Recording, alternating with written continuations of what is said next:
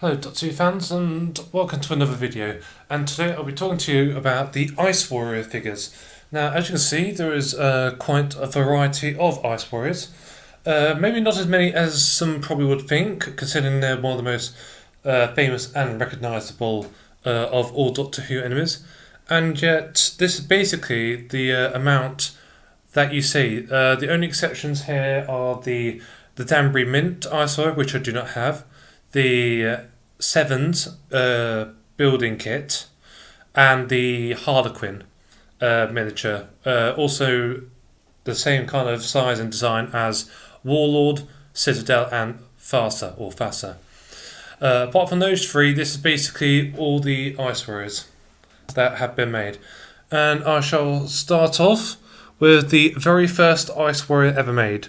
And this is the Dapple Ice Warrior. Now, as you can see here, obviously it's quite a simple and basic design, obviously quite thin. This was originally made in the 1980s, the late 80s for that matter, and also in the 90s. You may see the Ice Warrior with different backing card. They did change the design over time. But this is the original design. As you can see, it's basically quite basic with the original list of general releases. And unfortunately, I did not get this for $2.99. I got this for slightly a bit more.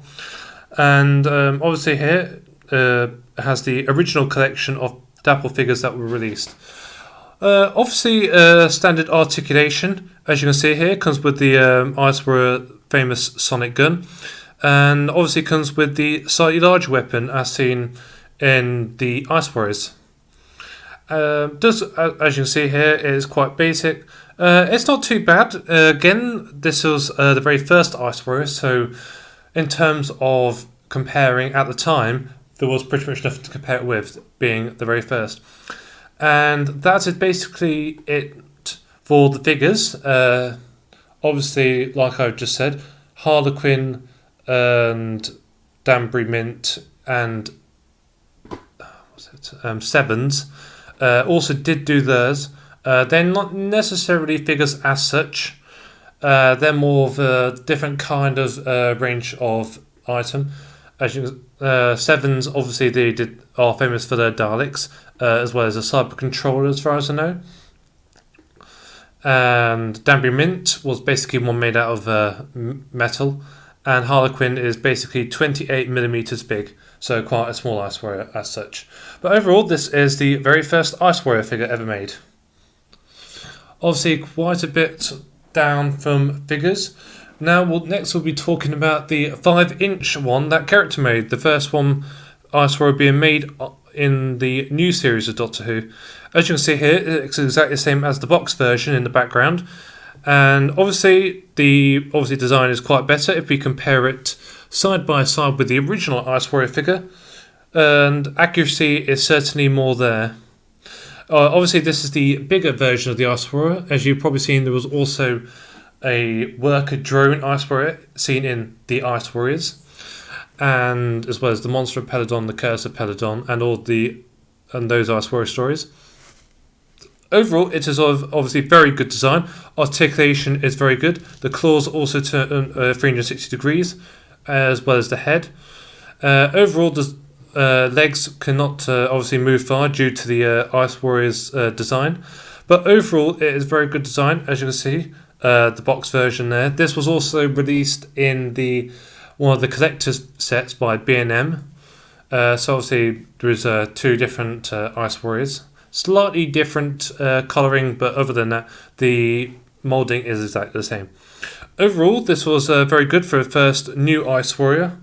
Obviously, we've not seen a very good, accurate Ice Warrior ever, apart from the Dapple version. But overall, a very good figure, and it's certainly one of my favourite figures of the actual classic range. It was a shame they did not do the other version, but I'm not too fussed about that.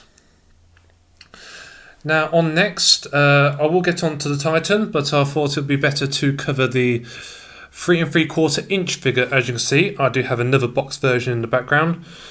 And obviously, this is of the Cold War and modern Ice Warrior design.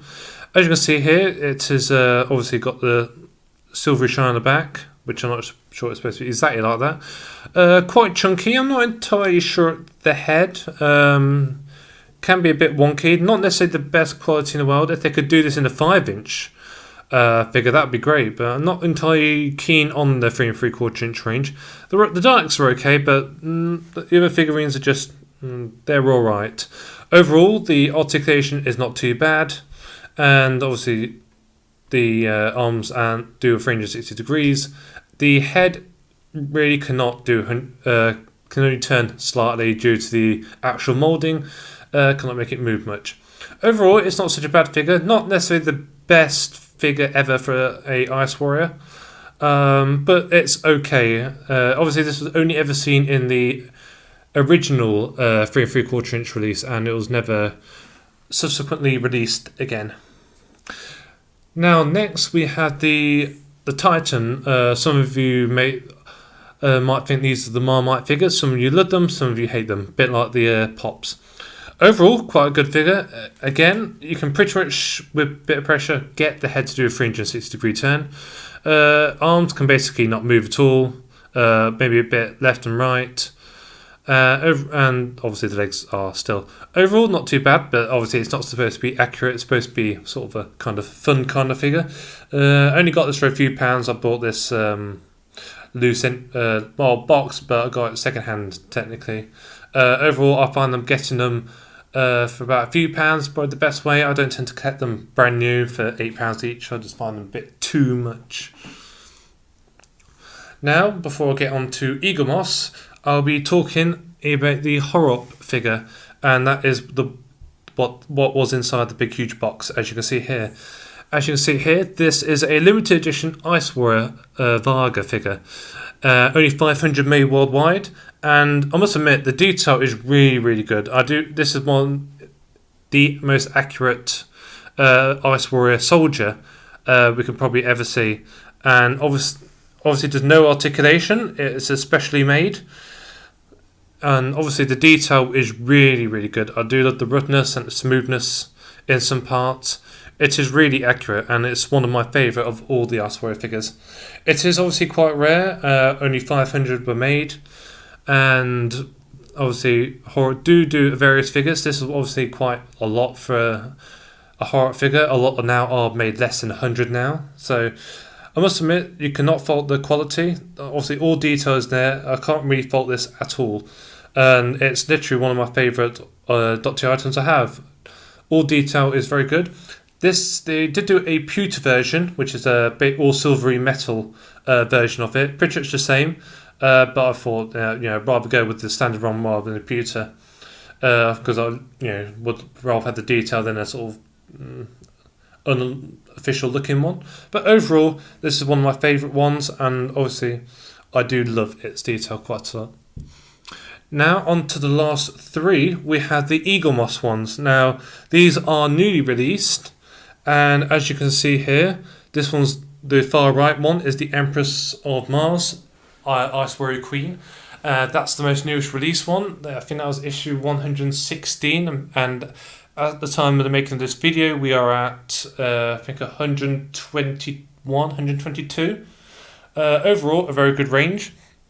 Obviously, these are the 3 Ice Warriors they've done so far. As you can see here, the detail is obviously much better than that of the 3 3/4 inch range. If we want to compare, this is both the Cold War Ice Warriors, and I think that pretty much speaks for itself. The one on the left being much more better and being Eagle Moss.